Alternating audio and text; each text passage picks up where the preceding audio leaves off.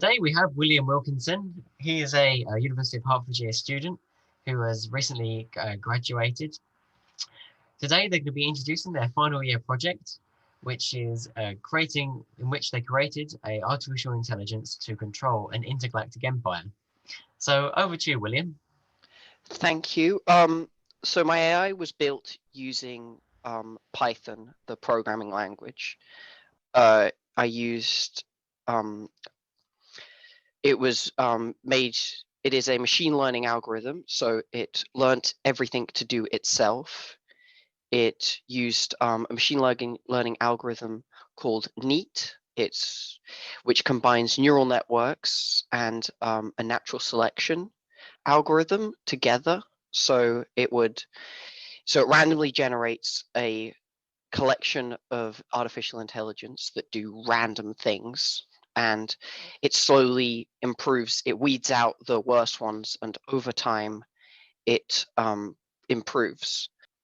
So this is the first artificial intelligence of generation 1. This is the best AI that it could muster with random chance.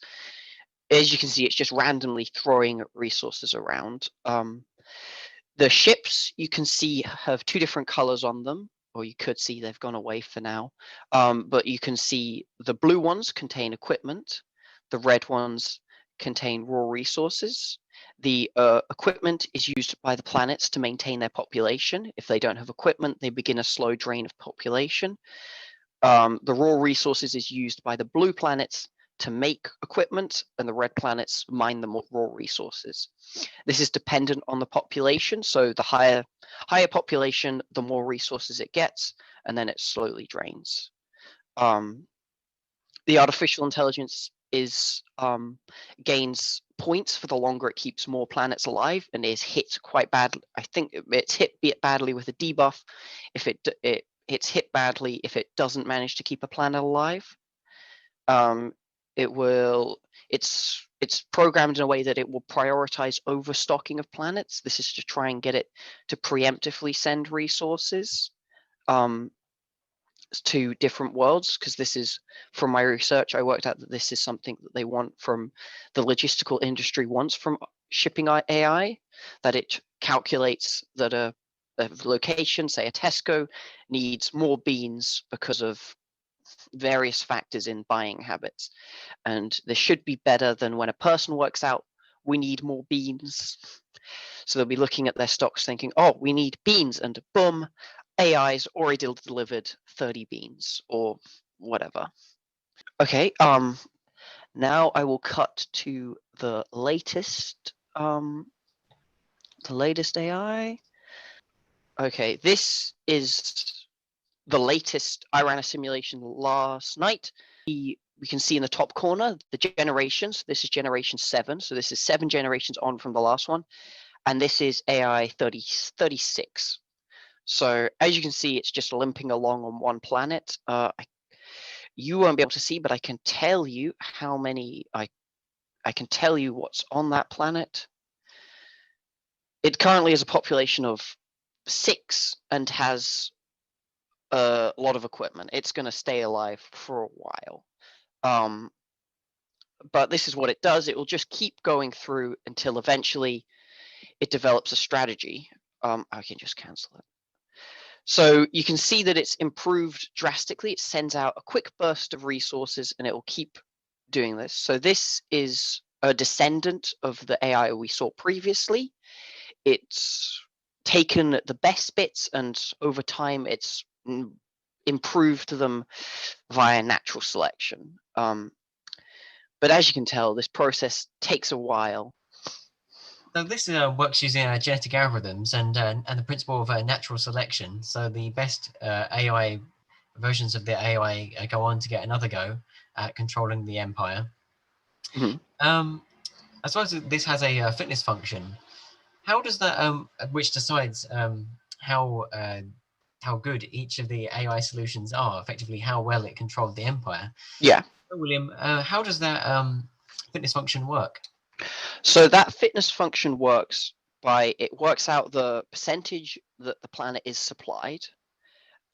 If it is at all supplied, it gets a little treat. It gets a little bit of fitness. For each planet, it gets a little bit of fitness. And then it checks if the planet's oversupplied. If the planet's oversupplied, then it will get a bonus on top of that, depending on the population. So it can't just limp along on a single planet, because I was having a problem with earlier versions where a single planet would be kept alive. It would have stockpiles for days, and there'd be 2 people there, and they'd have as much stuff as they'd like, and it would survive ages and ages. And the AI would be like, I'm a genius. I've done it. This empire, thriving. But in fact, it is an empire of dust. So to counter that, I've put in that it would stop. It'll be based on the population, so it favors more populous ones. But even if it does limp along, it doesn't do as badly as the suicide empires. It also, when it's in a deficit, it gets a little whack. If it's in a big deficit, it gets a bigger whack. And then if somewhere dies, it gets a huge whack on its fitness. So that promotes keeping the planets alive above letting a single, instead of just skirting around particular planets, it tries to promote it to keep everywhere alive instead of just keeping the core worlds alive, as for an example. That's interesting. It found an unexpected solution to the problem, just keeping a single planet alive and giving them all the resources. So it's a good job to adjust that. It is the joy of artificial intelligence, is that if there is a solution that breaks what you want it to do, it will find it and do so. I've looked at a lot of other artificial intelligence things for this, and because I was inspired by a YouTube video I watched about someone making AIs to walk, and I used the same algorithm in my program to do it. And in that, the AI fell over, gyrated its legs together, and that caused it to float along the floor. There is another research by OpenAI. The man who works for OpenAI made this algorithm, and he spoke to me a little bit about it. I was very happy. I got the man who made the neat algorithm to speak to me about my project. I sent him my dissertation. I'd like to throw that in there as a brag. There's a great AI video where they used OpenAI, which is they used OpenAI, and they had robots doing hide and seek, and the AI learned to abuse the physics engine. It learned to vibrate against the objects it was given to defend itself, to send itself up in the air and jump in on the seekers. So the seeker learned to jump in on the hiders when they'd blocked them out. So this is the final product of my dissertation. This is the final artificial intelligence I produced after a week of training. This is the final result. 1,100 generations, each with 50 artificial intelligence in them, produced this. It has some interesting behavior when it comes. I will just cut it. So you can see that it forms a loop around 4 or 5 different planets. These planets are the particular number. So each planet is given a number on the back end, and it picks the same numbered planet each time, and it decides these planets have served me well throughout my time. So these planets I will always keep in the circle. And then if you look, you can see the other planets sort of act as, I'd say, auxiliary to the main loop, and they feed in a small amount of their resources onto the main loop. And then when planets begin to die out, the loop stops, they all go to their things, and then it sits here for ages, sort of burning through the resources that it built up from everywhere else. So it is preemptively sending resources to a planet. It's not doing it well enough where it's keeping them alive for a long time, but it could do that. I only ran it for 100 generations. These things are meant to run for thousands and thousands before they get anywhere good. So I only ran it for a short amount of time in the long term. But I think the progress it made is very good. So thanks for that really interesting demonstration of your final year project.